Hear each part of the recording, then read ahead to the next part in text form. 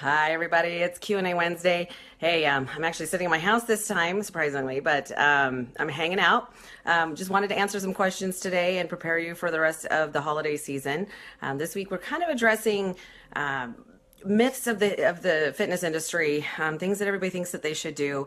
It's the questions that I answer every day when I work with new clients. Things like that they hear on TV or things that they're paying attention to. Actually, it's just stuff that we all have heard since we were little. Just kind of silly things. So if you have any questions, I see everybody popping up. If you have any questions, please ask. It shows it right up there, and we can address it as we talk. I have a few of my own. We've talked a little bit this week about just different things. Did you know? Everything from, like I said, debunking some myths to just things to pay attention to. And by the end of today, I also want to talk a little bit about my top 5 tips for getting started with changing your life, changing for a healthier life. It can be some simple changes, especially as we come into this holiday season. It gets to be a little crazy, and I want to make sure that everybody feels comfortable with you're not going to sacrifice anything. Next week, we're actually going to talk about that. I want to talk about how to feel like you're still part of the process and the traditions of the holidays and being able to eat with family and enjoy that, because I think that's super important. We're not going to be able to take a lot of things with us after this life, but memories are one of them. And I don't know about you, but my family is one of the most important things to me. And so one of the things that we like to do is create the family traditions, and extended family is great as well. And we want to make sure that we can participate with them. But I have some great tips to talk about the holidays coming up. Especially, my first one would be, don't wait for January to get started. My question for everybody, or the thing that I beg everybody every year at this time is, please let me help you get through the holidays instead of wait until January 1st when all of my gyms are inundated with people and I want to kick people off my equipment. But let's go back up just a little bit. I see lots of people. Hi, Gracie. I see lots of people jumping on. I'm excited to see everybody tonight. I know, I know Wednesday night, we're all looking to see what Melissa's doing. No, I'm just kidding. I'm not going to lie. It's been a little bit of a rough week. Had a great weekend. We finished a competition. Competition season is over. Our girls did great. We had a great time. Came home. We've had a little bit of tragedy happen in the family this week, and so just dealing with that kind of on a family basis. But wanted to make sure that I got to spend my time with you because I really enjoy this.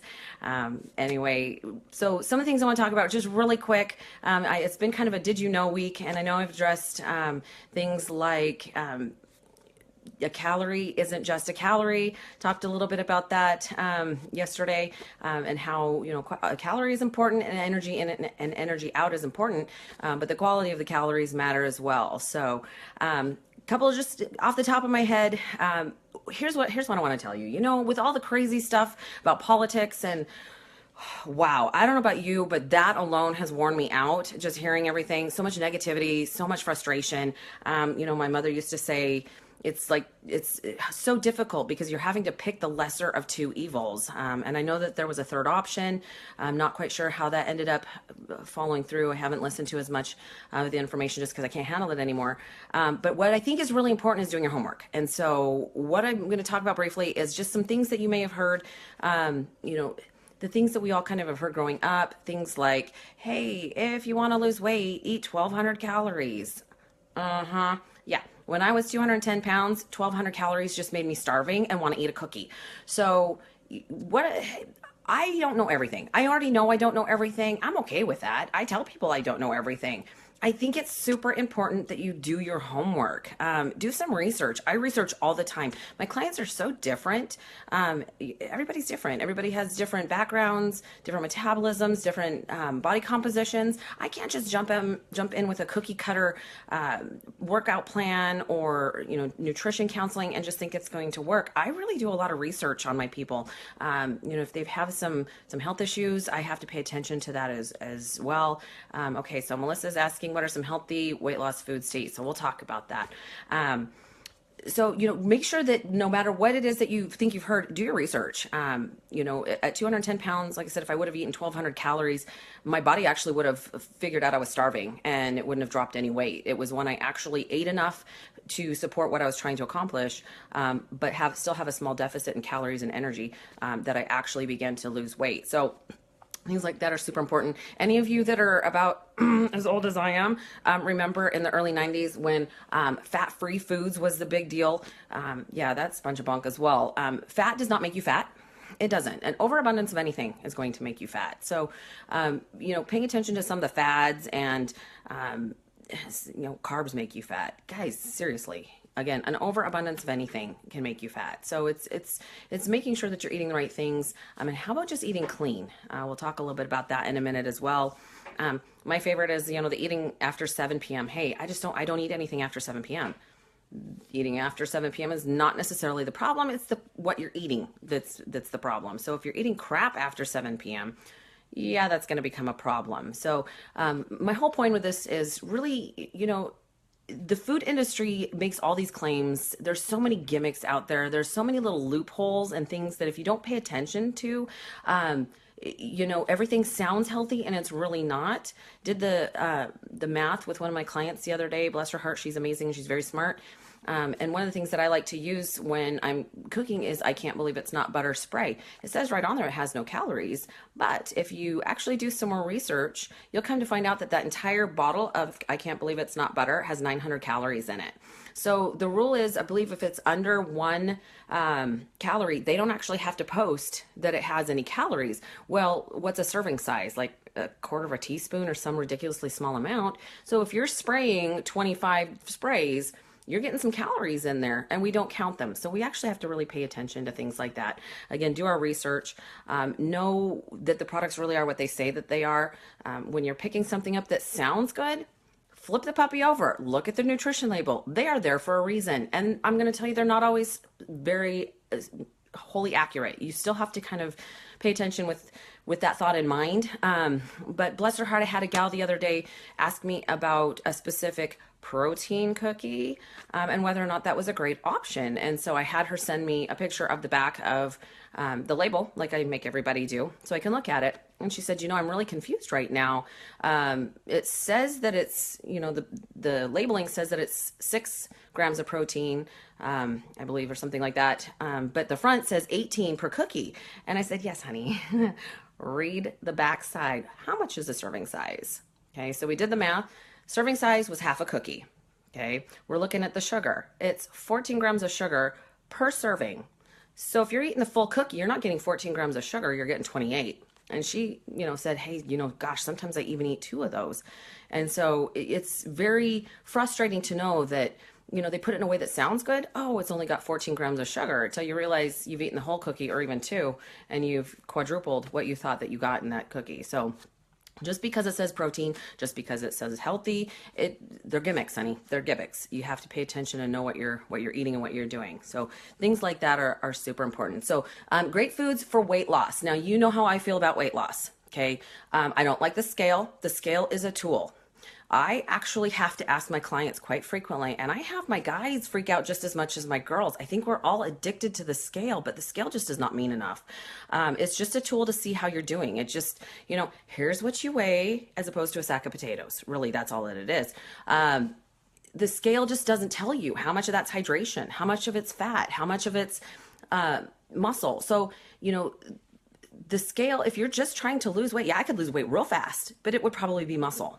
Right? I can waste away. That's pretty easy. That doesn't appeal to me. I want to be lean. I do not care what I weigh. So keep in mind that weight loss to me is something a little bit different. I'd rather you lean out. Okay. So I do ask my clients, would you rather weigh less or would you rather be smaller? Pick one, because they don't always go together. Okay. And even when I have people losing, they're dropping pant sizes, they're still freaking out because the scale's not coming down. Who the hell cares? You're in a smaller size. Why does the scale matter, right? Get rid of that thing. And you know what? I think we get so tied to it. Then all of a sudden our emotions become tied to it. I had a wonderful, beautiful client several years ago that she was amazing. She really was. And she really progressed quite well. But at one point I had to actually take her scale from her. It's the only time I've ever been really, well, yeah, there's been a couple times I've been angry, but I was really frustrated because every time she would get on the scale every morning, and whenever she was doing well, she would reward herself and allow herself a few things that, a few extra things. And if she was not doing well, she would allow it to control her emotions and she would eat. She would binge. So no matter what, she was just dealing with it in a way that wasn't healthy. So once I finally took her scale from her, and it was about 3 months, it sat in my car, and I did give it back at one point. But once she became unaddicted to the scale and realized how little it actually meant, it became she eventually had a healthy relationship with food. So it takes a little bit of time and it takes some focus, but anyway, that's my rant. Sorry. Back to healthy foods that help you lose weight. Eat clean. Yeah, that's my answer. The more that you eat out, go through the fast, and not that you can't do it. It's just difficult to do it in a very healthy way. It's possible, you just have to do your homework, but you are so much better off to just cook at home. If you can't kill it or grow it, you probably shouldn't be putting it in your face. Everything that is processed, refined, messed with, you know what? They're going to add things that your body doesn't know what to do with. Your body was not designed to deal with additives and preservatives. Yes, Amanda, I'll come take your scale. We'll talk. Your body wasn't designed to do that. So where does it store them? What's the storage unit in your body? Fat cells. Okay. So, if you're eating a bunch of crap, all calories are not created equal. They're not. A calorie is not just a calorie. A carb is not just a carb. Your body deals with them differently. Things that are grown and are, green are going to obviously be a much better option than something. Let's compare a Pop-Tart to a pear. I love Pop-Tarts. They speak to me. They swear at me sometimes. I swear right back at them. Because we just have a love-hate relationship. And it's not that I don't ever eat them. I just don't do it on a regular basis. But most people think a carb's a carb. But what's in a Pop-Tart is not the same as the natural sugars, the fiber, and the nutrients that are in fruit.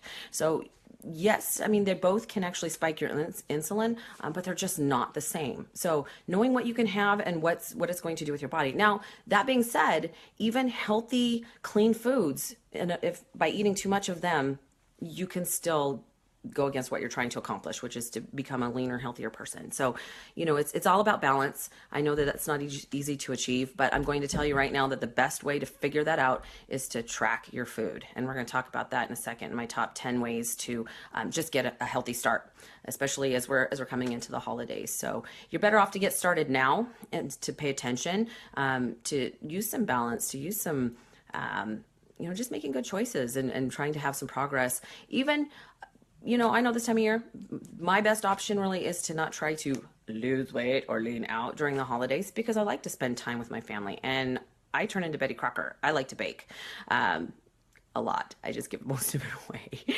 It works out well, and I make little so that everybody feels like I'm doing something slightly healthy. But, during the holidays, maybe your goal is to maintain, but don't use it as a free-for-all and wait till the holidays or after the holidays are over to get started. It's a good time to get started anytime. I heard somebody once say that you could start a diet halfway through a bag of potato chips. I found that quite funny, but it's true. You can make the decision, change your life right now. It doesn't take, it just takes a choice. So, Top five things or ways to get started. These are super simple. Some of you are way past this. You might need, I call it dilating it in. And by the way, everybody has to find their own groove. Everybody has to find their own groove. Just because I do something one way does not mean that will work for you. I'm going to give you like I said, the top 5 things to pay attention to get started. If you're starting from scratch, I started at 210 pounds. 47% body fat. Had no idea, by the way. Had to learn some things along the way. But had I known these right from the get-go, it probably would have gotten me there a little bit faster. But you know what? Everything happens for a reason. So my top 5 tips to get started, if you're just trying to make some changes and to not overwhelm yourself, number 1, I love when I tell people this and then I have to hear the whole story about why they can't do this. Number 1 is just increase your water. Okay. One of my favorite things, excuses that I love to hear is, okay, I just lost my train of thought. I love when I do that. But, so more water. Oh yes. So when people say, "Hey, what should I take for cleanses?" You know what? I heard this green tea, blah blah blah blah blah. And what I hear is wah wah wah wah wah, cleanse that I should be using, and it's like it's my friend's trying to sell me this stuff, and it's supposed to be great, and I'm like, of course it is. She makes money when she sells it to you. Dude, drink more water. That'll cleanse your system. Your body is made up of 80% water. Drink more water. It's gonna make your body work more efficiently. It's going to help everything from my digestion to absorption of the nutrients in your cells. So drink more water. That's a super simple one. Yeah, you're gonna have to pee more. Get over it. What do you want? You can actually time it so that if you're at work, you could do more in the afternoon. If you don't like getting up in the middle of the night, do it more during the day. But don't tell me you can't do it, and don't ask me for alternatives because I can't change science. But drinking more water works great. The second thing is, ladies and gentlemen, track your food.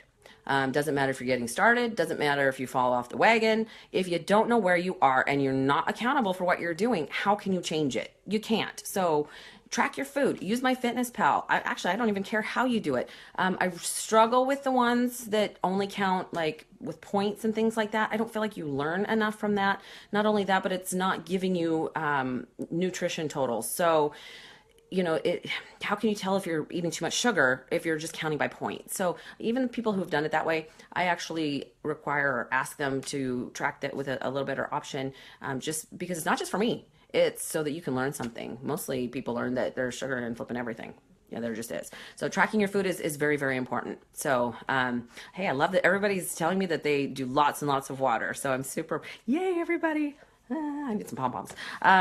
So the next one is just get up and move. Like I said, everybody has to find their groove. Everybody has to decide what exercise works for them. You will not catch me doing Zumba. Sorry, Christina. I just am not. That's not my gig. I have two left feet. I like to pretend that I can dance. But no, it's just not my thing. I prefer to do my cardio in a little different way. But, in the beginning, when I first needed to get started, I used a pedometer. And at the time I was teaching school, I didn't realize that I was pretty sedentary. I would pay attention to my pedometer and it would tell me, hey, you're under 3,000 steps a day. And so it became a game. I would just get up and move. The more that you move, the better off you are. There's lots of ways that you can actually add activity to that. Now my average day is about 16,000 steps, which is probably too much. But hey, can't say that I don't get my cardio when I function. So just get up and move. Take more steps. Add a little bit. It doesn't even have to be a class. It doesn't even have to be all at the same time. 10 minutes, go for a 10-minute walk. Then later in the day, get on a bike. It doesn't matter what it is, just move. There is a difference between strength training and cardio. So don't think that one or the other is better than the other. They just both do different things.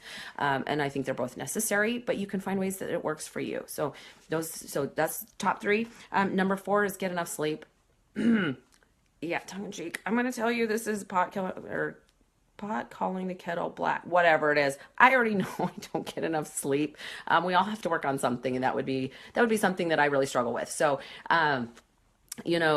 enough sleep, your body cannot function. And here's the funny thing. If you do not get enough sleep, your body will crave more food because it has to get energy somehow. So, hi, my heck. So sorry about tonight, honey. So if you don't get enough sleep, your body craves more food, and then we have a tendency to overeat to try and support that need. So sleep is super important. You'll be super proud of me. I actually slept in this morning. Yesterday was a very long day for me and a little rough. So I gave myself permission. I did not get up and do cardio this morning at 5 a.m. I actually slept in a little bit, and it did help. So those things are necessary. My 5th top tip for just getting started, and you know me, I like to do small things that make a big impact, and that are doable for, sustainable for long term. So my 5th tip would be to reduce your stress. I know that's not an easy one. Things happen, and I tell people that you can't control what happens to you, but you can control how you react. But I think that it's important. Some of the stress in our life is a choice. I already know that. I sometimes choose to take on too much. I'm working on things like, giving some projects off to some other people that I cannot complete by myself, because I'm only one person. So That makes okay. So Angie tells us if you don't sleep, it equals more trips to the fridge. So that's a possibility. True. The longer you're awake, the more you tend to want to eat, right? Super important. So back to stress. It might be your job, and I understand that you can't just change a job, but also nobody else can change that for you. If you don't put yourself as a priority, I can't walk in and tell you that that's important. You have to decide that. So, think you are important. You're important to a lot of people. And if nothing else, there's people watching you. You're being a good example. Maybe it's your kids. Maybe it's people around you. People are paying attention to what you do. So, if you put yourself first, if you really work on and making it your boss know that you are important, you're doing a great job, and that I've known companies that make their people take vacations. Vacations are important. They're there for a purpose. So those are my 5 top tips. If you weren't here, you can always go back and replay this and watch Melissa be silly, because that's just kind of my thing. But top 5 tips for just getting started, especially if you're just thinking about, wow, how am I going to add this kind of thing to my holiday season? Simple. More water. Pay attention to your food, because you'll know if you don't pay attention to your food, sometimes it's really easy to justify and get off track. Number 3, get up and move more. Number 4, get enough sleep, and number 5, reduce your stress. So those are great options. I'm gonna do this every week. I haven't had a lot of people actually send me questions directly, but I'm absolutely willing to talk on specific topics if you are interested, because you know what? Nobody else is out there telling you the truth. Well, there are, but you know what I mean? I want you to know what's right and what works, and take some small steps to make a lifestyle change that makes you and your family healthier. Because you know what, especially as women, sorry guys, we can change the world. That's what we do. We come in contact with so many people every day. So I hope everybody has an incredible week. I know we're all reeling from the election. Just remember, it's the time to be thankful. It's a time of year to spend time with family and friends, and to be grateful for what we have. I'm hoping that we can also come together as a nation and focus on what's important versus the circus that's been going on. So have an absolutely incredible evening. I appreciate everybody jumping on. I will be here next week, 6:00 p.m. for Q&A Wednesday. We're going to talk about how to have a happy, healthy holiday season. So have a great night, everybody, and I'll talk to you soon.